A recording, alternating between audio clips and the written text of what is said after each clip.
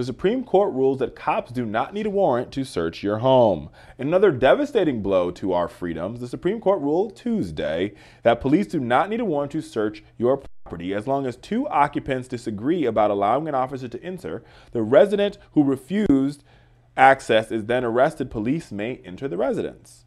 In the dissenting opinion, Ruth Bader Ginsburg, I like to call her Ruthie because that's my boo.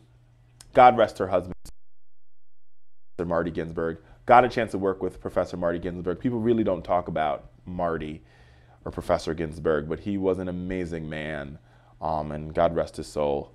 But his wife, good old Ruthie, stood up and said, instead of adhering to the warrant requirement, today's decision tells police they may dodge, never mind the ample time to secure and approve a neutral magistrate. They could shirk to petty sizes over holding Georgia versus Randolph. She was in the dissenting opinion. She's like, oh, well, if they could just use this. And I think she makes sense.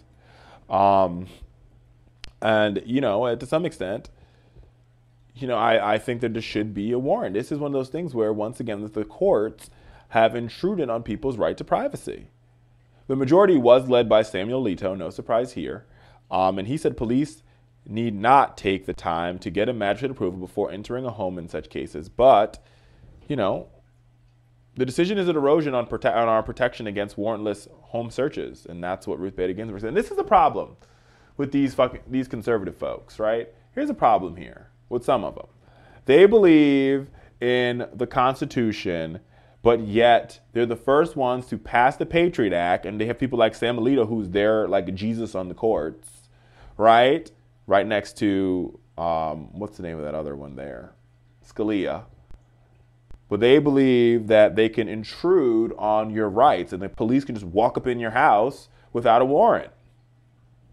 It's a sad, crying shame, America. It's a sad, crying shame.